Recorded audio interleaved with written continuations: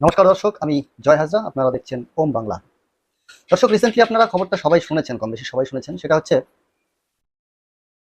একটা রাজনৈতিক দলের একজন রাজ্যসভার সাংসদ, তিনি সেই সংসদ ভবনে, রাজ্যসভার সংসদের যে জায়গাটা, সেইখানে শপথ গ্রহণ করার সময় হরিচাঁদ ঠাকুরের নামে শপথ গ্রহণ করেছিলেন এবং যার ফলস্বরূপ তাকে পুনরায় আবার শপথ গ্রহণ করতে হয়েছে। সে কোন দলের বা কোন পার্টির, কোন রাজনৈতিক দলের, সেটা বিষয় না, আমার আলোচনার বিষয় সেখানে নাই। আমার আলোচনার বিষয় হচ্ছে যে ব্যক্তি, যে ঈশ্বরকে তার আরাধ্য মনে করে, যার প্রতি তার সর্বস্ব আস্থা রয়েছে, বিশ্বাস রয়েছে, সেই ব্যক্তি যদি তার আরাধ্য ঈশ্বরের নামে শপথ করে, তাহলে সেটা তো পারফেক্ট। আমরা দেখেছি বিভিন্ন শপথ গ্রহণের সময় বিভিন্ন ধর্মাবলম্বী মানুষরা যার যার ব্যক্তিগত ধর্ম, ব্যক্তিগত আরাধ্য দেবতার নাম নিয়ে শপথ গ্রহণ করেছে, সেটা আমরা দেখেছি। কিন্তু আজকে যখন হরিচাঁদ ঠাকুরের নাম নিয়ে কেউ একজন শপথ গ্রহণ করলো এবং সেই শপথ গ্রহণ হয়নি বলে তাকে পুনরায় আবার শপথ গ্রহণ করা হলো ঈশ্বরের নামে। কে ঈশ্বর আর কে হরিচাঁদ ঠাকুর? মতুয়া সমাজের কাছে সত্যি এটা একটা কলঙ্কের সময়। আমি বলছি না, আমি এটা বলছি না যে মতুয়া সম্প্রদায়ের মানুষ তাদের হরিচাঁদ ঠাকুরকে অপমান করা হয়েছে বলে সেই দলটাকে বা সেই রাজনৈতিক দলটাকে ভোট দেবেন না বা কি করবেন না করবে, সেটা আপনার পুরোপুরি ব্যক্তিগত ব্যাপার, যার ঊর্ধ্বে আর কিছুই নেই আমার কাছে। তার নামে যদি আমি শপথ করি, তাহলে সেই শপথটাকে রক্ষা করার জন্য আমি আমার জীবন পর্যন্ত দিয়ে দিতে পারবো। কিন্তু যে ব্যক্তি আমি মানি না বা আমি তাকে শ্রদ্ধা করি না বা আমি তাকে তেমনটা মানি না যেমনটা মানি, তাহলে কি সেই নামে শপথ গ্রহণ করলে সঠিক শপথ হয়? আচ্ছা ভাবুন, ধরুন আমাদের ভারতবর্ষে অনেকগুলো ধর্ম রয়েছে, হিন্দু, মুসলিম, খ্রিস্টান, শিখ, ইসাই, বৌদ্ধ, অনেক রয়েছে। সেই জায়গাতে যদি কোনো ইসলাম বা মুসলমান ধর্মের কোনো একজন সাংসদকে যদি রাম নামে বা ঈশ্বরের নামে শপথ করতে বলা হয়, একজন হিন্দুকে যদি আল্লাহর নামে শপথ করতে বলা হয়, তাহলে সে কি নির্দ্বিধায় বলে দেবে? হ্যাঁ, সে নির্দ্বিধায় বলে দেবে। কিন্তু যদিও সেই মহলে সেটা বলে দেয়, কিন্তু তার ভিতরে কি প্রকৃত ভক্তি, প্রকৃত আস্থা এবং প্রকৃত ভরসাবান কথা সেটা হলো? ভাবুন। আমি এখানে কোনো রাজনৈতিক দলকে ছোট করছি না, কোনো রাজনৈতিক দলকে বড় করছি না, কিন্তু বিচার, একটা বিচার যে হওয়া উচিত, সেটা তো এরকমই হওয়া উচিত, তাই না? যদি আমি মনে করি যে আমার কাছে আমার একমাত্র ঈশ্বর হচ্ছে হরিচাঁদ ঠাকুর, যদি আমি মনে করি আমার কাছে একমাত্র আস্থাই হচ্ছে হরিচাঁদ ঠাকুর, সেইখানে আমাকে যদি কেউ বলে যে তুমি হরিচাঁদ ঠাকুরকে নয়, তুমি অন্য কোনো একজন ব্যক্তিকে নাম নিয়ে বা অন্য কোনো একটা আস্থাকে মনে করে নিয়ে সেটা নিয়ে শপথ গ্রহণ করো, হতে পারে আমি সেটাকে শপথ, সেই পরিস্থিতিতে সেই পরিবেশে শপথ নিয়ে নিলাম, কিন্তু সেই শপথটা আমি মনে মনে মানতে পারলাম না, তাহলে আমি ভুল কাজ করলে পরে আমার কোনো ভয় নেই।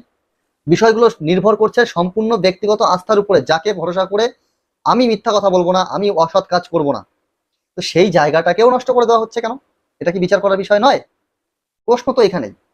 আজকে একটা রাজনৈতিক দলের একজন রাজ্যসভার সদস্য, তিনি যখন শপথ গ্রহণ করছেন হরিচাঁদ ঠাকুরের নামে, তার কাছে তার হরিচাঁদ ঠাকুরই সবকিছু, সে কোন পার্টি করে দেখার নেই, তাহলে তার কাছে সব থেকে বড় আস্থা, বিশ্বাস এবং মানে ঈশ্বর রূপে যে রয়েছে, তার নামে সে শপথ গ্রহণ করছে।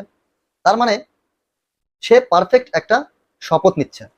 কিন্তু তাকে জোর করে যদি অন্য কোনো নামে শপথ করানো হয়, তাহলে সেটা পারফেক্ট আমার মনে হয় না হচ্ছে। আপনাদের কি মনে হয় সেটা কমেন্টে জানাবেন।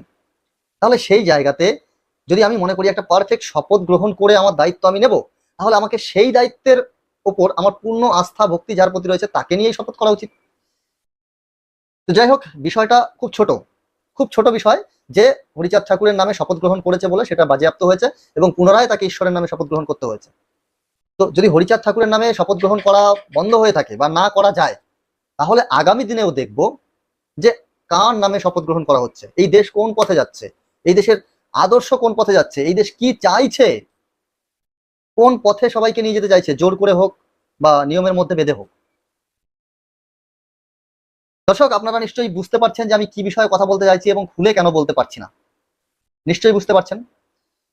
তবে বলে রাখি, আমি কখনো কখনো মনে করি যে যেই যেই রাজনৈতিক দলটার তরফ থেকে এরকম কাজ করানো হয়েছে, আমি সেই রাজনৈতিক দলের একজন সদস্য এবং একজন কর্মী, দায়িত্বধীন কর্মী, সেই জায়গাতে আমার মনে হয়েছে যে এই জায়গাটাতে বোধহয় কোনো একটা মিস্টেক হয়ে গেল, আর যার কারণে এর আগামী দিনে যেন এরকম কোনো মিস্টেক না হয়, সেই বিষয়গুলো নজরে আনার জন্য এই ভিডিওটা বানানো। আর পাশাপাশি আজ একদম ক্লিয়ার বলছি, ঠিক যেমনটি করে আমরা শ্রীরামকে দেবতা রূপে ঈশ্বর রূপে দেখি, যেমনটা করে শ্রীকৃষ্ণকে ঈশ্বর রূপে দেখি, দেবতা রূপে দেখি, যে যেমন খুশি, ঠিক তেমনটি করে পশ্চিমবঙ্গের 3 কোটি প্লাস মানুষ হরিচাঁদ ঠাকুরকে ঈশ্বর রূপে দেখে। তাদের আস্থাটা হরিচাঁদ ঠাকুরের নামের মধ্যে লুকিয়ে রয়েছে। আমার মনে হয় যেটা ভেবে দেখা উচিত যে হরিচাঁদ ঠাকুরের নামে শপথ করে কেউ ভুল করছে। তবে আমি তাদেরকে অনুরোধ করব যে এই রাজনৈতিক কার্যকলাপের মধ্যে হরিচাঁদ ঠাকুরের নামে শপথ করবেন না। হরিচাঁদ ঠাকুরের নাম নিয়ে শপথ করে হরিচাঁদ ঠাকুরের নামটাকে কলঙ্কিত করবেন না। আর পাশাপাশি যদিও কেউ করে থাকে বা করে থাকবেন, তাহলে তাকে সেই মর্যাদাটুকু দেওয়ার অনুরোধ আমি করছি। ভালো থাকবেন সবাই, কমেন্টে জানাবেন আপনার মতামত, চ্যানেল সাবস্ক্রাইব করবেন, সঙ্গে থাকবেন। জয় হরিচাঁদ, জয় গুরুচাঁদ।